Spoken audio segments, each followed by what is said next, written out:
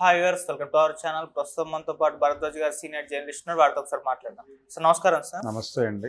Sir, Jaganmohan Reddy గారు స్వామీజీని మార్చేశారు అన్న టైటిల్ తో కొన్ని ఆర్టికల్స్ వస్తున్నాయి సార్. అంటే అంతకుముందు ఆయన విశాఖ శారదా పీఠం స్వాముల వారితో అన్ని సలహాలు తీసుకునేవారు, యజ్ఞాలు యాగాలు ఇవన్నీ కూడా జరిపించుకునేవారు.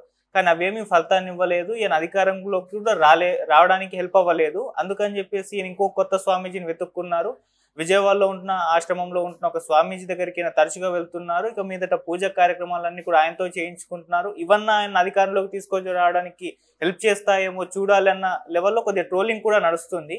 మరి స్వామీజీ మార్పు పైన మీరేం చెప్తారు సార్? అంటే సజ్జల రామకృష్ణారెడ్డిని ఇంకా కొనసాగించటం ఏమిటి? ఆయన ఏమో ఉపయోగపడలేదు కదా గత ఎన్నికల్లో.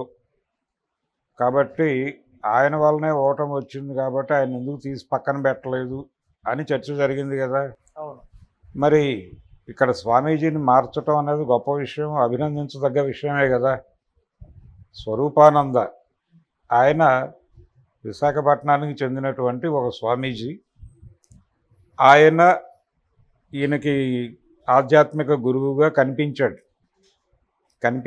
తర్వాత ఆయన్ని ఇప్పుడు ప్రస్తుతం ఆయన పరిస్థితి బాగాలేదు. ఆయన ఆశ్రమాలకు సంబంధించి భూముల వివాదాలు నడుస్తున్నాయి. ప్రభుత్వం ఆయన దగ్గరున్నటువంటి ల్యాండ్ బ్యాంక్ గురించి ఆరాలు తీస్తోంది. ఆయన కొంచెం సాంకేతిక పరమైనటువంటి ఇబ్బందుల్లో ఉన్నాడు. ఇప్పుడు ఎలా సెటిలైట్ చేసుకోవాలి అనే ప్రోగ్రాంలో ఉన్నాడు స్వాముల వారు. అయితే ఇదే టైంలో జగన్మోహన్ రెడ్డి గారు శృంగేరి పీఠానికి మారాడు. శృంగేరి పీఠానికి చెందినటువంటి స్వామీజీ దగ్గరికి వెళ్ళాడు. ఆయన వెళ్ళి అక్కడ దర్శనం చేసుకున్నాడు. ఆయనతో పాటు వెల్లంపల్లి, అలాగే మల్లాది విష్ణు, అవినాష్ అందరూ వెళ్ళారు. అందరూ వెళ్ళి దర్శనం చేసుకుని వచ్చారు. అయితే ఈ విధుశేఖర అనేటువంటి స్వామీజీ ఈయన ఏదైనా ఆయనకి మరి ఉపయోగపడతాడా అంటే కల్ట్ ఉంది ఆయనకు కూడా.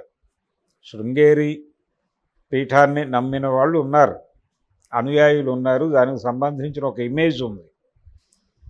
ఆ ఇమేజ్ తనకు ఏదన్నా ఉపయోగపడుతుంది అనే ఉద్దేశంతో వెళ్ళుంటాడు ఆయన. బహుశా మల్లాది విష్ణు గారు లీడ్ చేసి ఉండొచ్చు.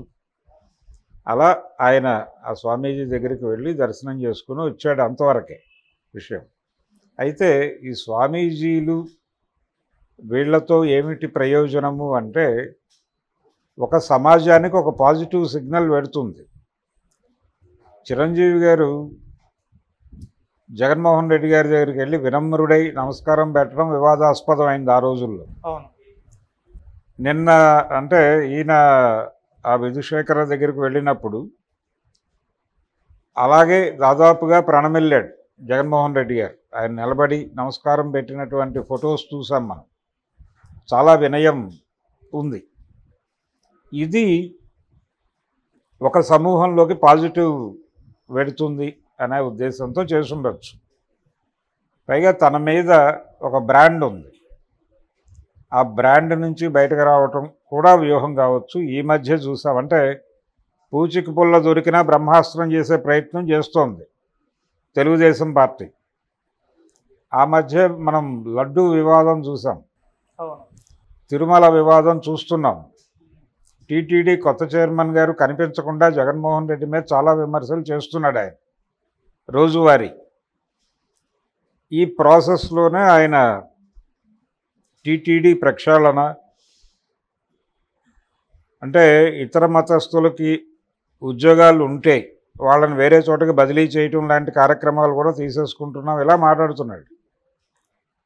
ఈ క్రమంలో ఒక సమాజాన్ని లేకపోతే ఒక సమూహాన్ని కొంచెం వాళ్ళకి సంబంధించినటువంటి సెంటిమెంట్లని తను రెస్పెక్ట్ చేస్తున్నట్టుగా ఒక సిగ్నల్ వెళ్ళటం మంచిది అని అనుకుని ఉంటాడు జగన్మోహన్ రెడ్డి.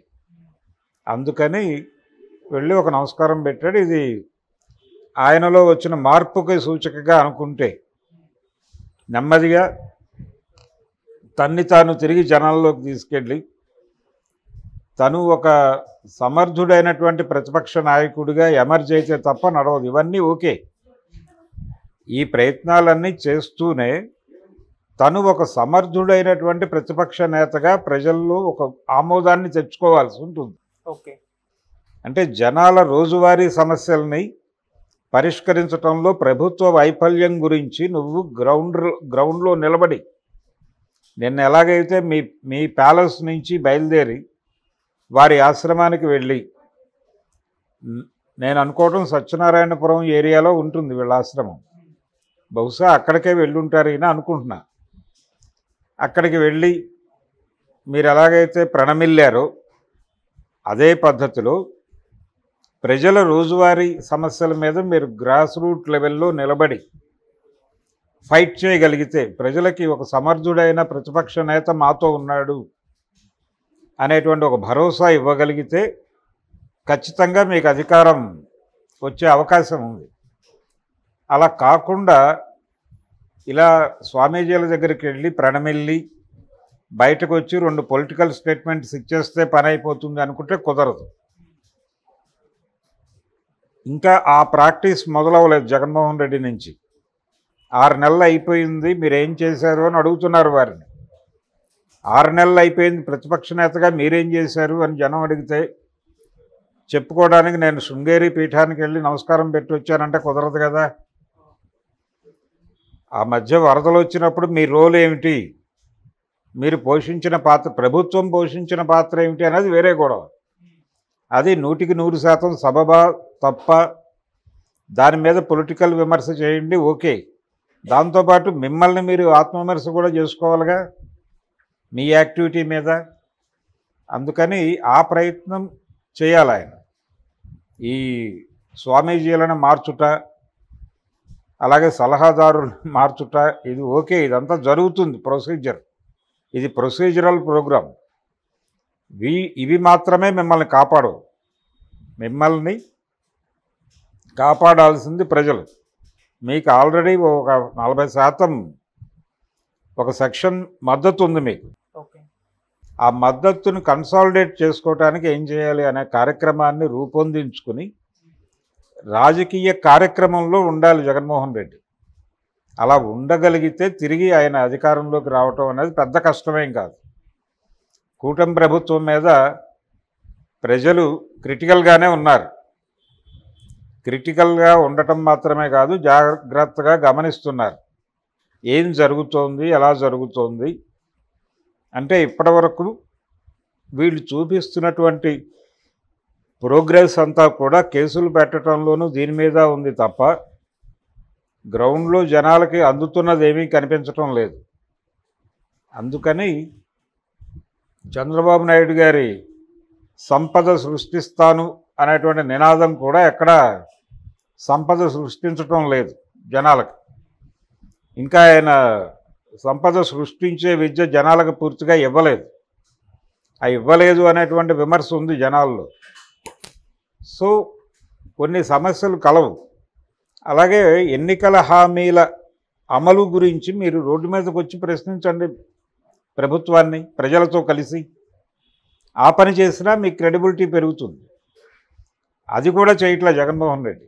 అది కూడా చేయకుండా ఏదో స్వామీజీ దగ్గరికి వెళ్ళి దండం పెడితే ఏదో ఒక సమూహం మన వెనకాల నిలబడిపోతుంది. అక్కడ మన మీద ఉన్నటువంటి ఆరోపణలు అంటే అంటే ఆయనకి ప్రతిపక్షం, ప్రస్తుతం అధికార పక్షమైనటువంటి తెలుగుదేశం ప్రభుత్వం నుంచి, మంత్రుల నుంచి తన మీద వస్తున్నటువంటి విమర్శలను తిప్పికొట్టచ్చు. ఇలాంటి ఆలోచనలన్నీ వర్కౌట్ అవుతాయని నేనైతే అనుకోవడం లేదు.